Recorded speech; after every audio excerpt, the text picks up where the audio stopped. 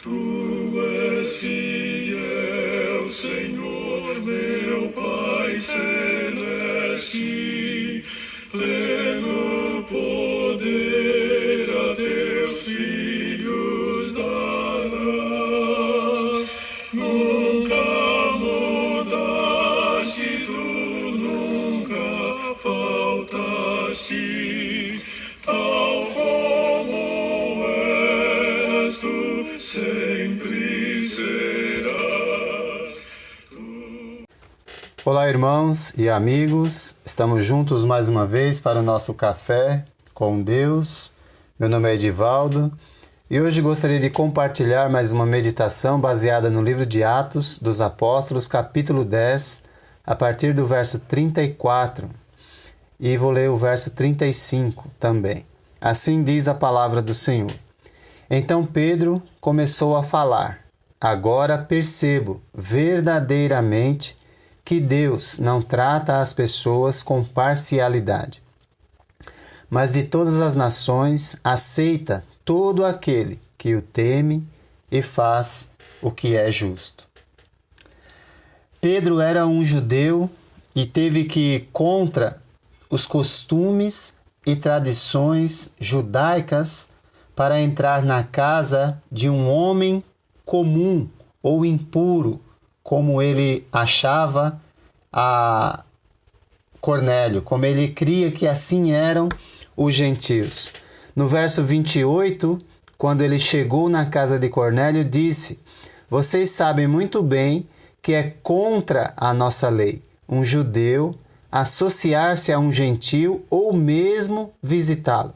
Mas Deus me mostrou que eu não deveria chamar impuro ou imundo a homem nenhum.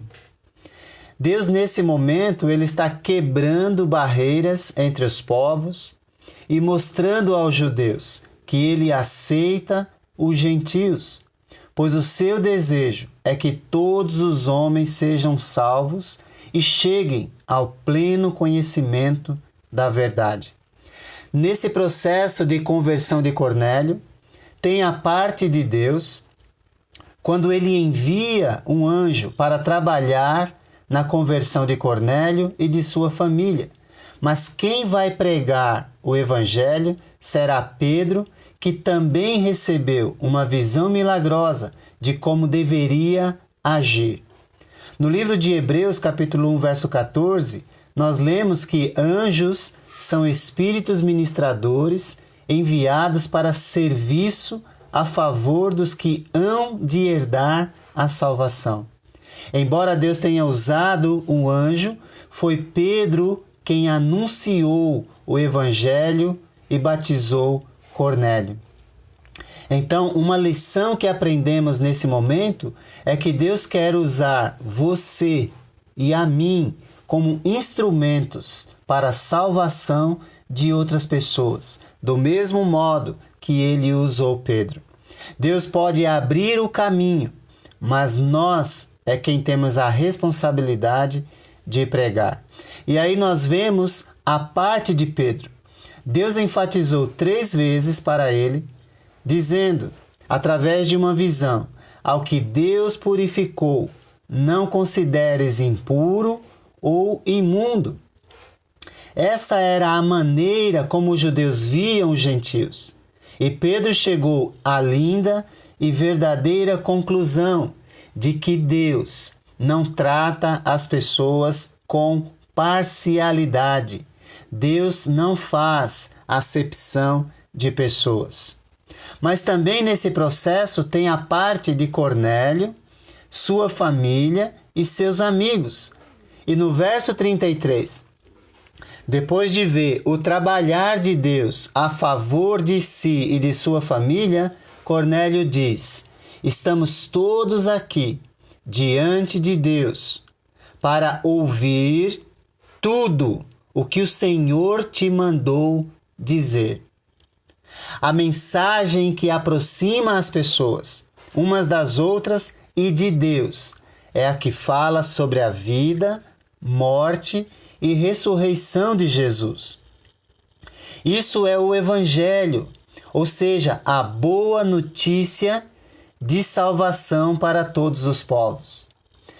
Pedro não pregou sobre a lei, não falou sobre doutrina, mas falou sobre Jesus e seu ministério glorioso na cruz. Com isso, devemos refletir qual tem sido a mensagem que você tem pregado: Jesus ou religião? Deus, ele age em favor de todas as pessoas. Essa foi a mensagem que levou Cornélio a ser batizado com toda a sua família. Pedro disse: vocês conhecem, a partir do verso 36, vocês conhecem a mensagem enviada por Deus ao povo de Israel, que fala das boas novas de paz por meio de Jesus Cristo. Então nós devemos anunciar as boas novas de paz. Ele disse também no verso 38, vocês sabem como Deus ungiu a Jesus de Nazaré com o Espírito Santo e poder, e como ele andou por toda a parte fazendo o bem. Fala do seu ministério, do seu trabalho na terra. Pedro também fala da morte e ressurreição de Jesus, nos versos 39 e 40, dizendo: nós somos testemunhas de tudo o que ele fez na terra dos judeus e em Jerusalém, onde o mataram, suspendendo-o num madeiro. Deus, porém, o ressuscitou no terceiro dia e fez que ele fosse visto não por todo o povo, mas por testemunhas que designara de antemão por nós, que comemos e bebemos com ele depois que ressuscitou dos mortos. Essa é a mensagem, essa é a boa notícia que aproxima as pessoas umas das outras e de Deus. Ele fala também de Jesus como juiz constituído. No verso 42, ele nos mandou pregar ao povo e testemunhar que foi a ele que Deus constituiu juiz de vivos e de mortos. A mensagem é de salvação, mas não devemos esquecer que ele também é juiz e ele vai julgar todas as pessoas.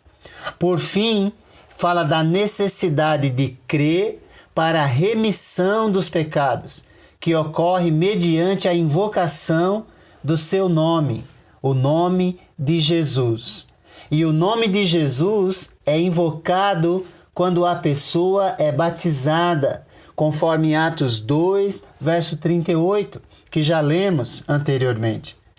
Deus, então, depois de toda a pregação de Pedro, intervém milagrosamente e o Espírito Santo desce sobre os gentios, a fim de que Pedro e os demais que foram com ele sejam convencidos da necessidade de batizar nas águas esses que ele considerava impuros, mas que Deus demonstrou que os aceita. Deus enviou uma mensagem para todas as pessoas, judeus e gentios, embora os judeus pensassem que era só para eles. O Espírito Santo, a partir do verso 44, quando foi derramado naquele momento, veio como manifestação do poder de Deus. E eles, os gentios, naquele momento, falavam em línguas manifestando o poder de Deus. Deus demonstrou, através dessa manifestação poderosa e milagrosa, que aceita todas as pessoas em sua presença. Mas o Espírito, nesse momento, sendo derramado dessa maneira, não foi derramado como selo de garantia da salvação, o que é concedido somente no batismo nas águas. Pedro, então, convencido dessa necessidade, ele diz: Pode alguém negar água a esses que, como nós, receberam o Espírito Santo? Essa é a palavra que ele diz. Pode alguém negar a água impedindo que estes sejam batizados? Eles receberam o Espírito como nós. Como nós está se referindo ao dia de Pentecoste em Atos 2.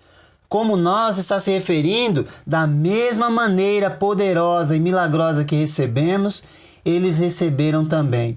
Deus demonstrou que aceitou os judeus em Atos 2 e mostra que aceita os gentios em Atos 10. Ele manifestou seu poder por meio da descida do Espírito Santo para convencer os judeus que estavam reunidos em Jerusalém. E agora manifesta o mesmo poder para convencer os judeus de que aceita os gentios. E assim cumpre na plenitude a profecia de Joel, capítulo 2, versos 28 a 32, mencionada por Pedro em Atos 2, do 16 ao 21, onde o profeta disse que o Espírito seria derramado sobre toda a carne, isto é, sobre todas as pessoas. Todos agora têm acesso ao Espírito de Deus como garantia da sua salvação. O batismo no Espírito Santo é concessão de poder, conforme Atos 1:8. O Espírito descerá sobre eles e manifestará o poder de Deus. Eles receberão poder através da descida do Espírito Santo. Não a garantia da salvação. Por isso, Cornélio e os demais necessitaram de ser batizados na água para receberem a presença interior do Espírito Santo como garantia de sua salvação. Conforme Atos 2:38, como mencionamos, 1 Pedro 3:20 e 21 também fala sobre esse assunto. E Efésios 1:13 e 14. No livro de Efésios, capítulo 4, verso 5, o apóstolo Paulo ensina que há um só batismo.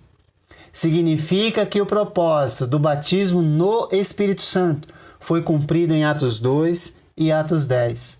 A promessa da vinda do Espírito Santo já foi cumprida. Agora, o que nos resta é o mandamento de crer e ser batizado, como Jesus ensinou em Marcos 15 e 16, batizado nas águas para perdão dos pecados e recepção do mesmo Espírito como garantia da nossa salvação. A ênfase principal desse trecho é compreender que Deus não faz acepção de pessoas, mas aceita todo aquele que o teme e faz a sua vontade. Isso trouxe alegria para a família de Cornélio e deve trazer alegria também para todo aquele que crê.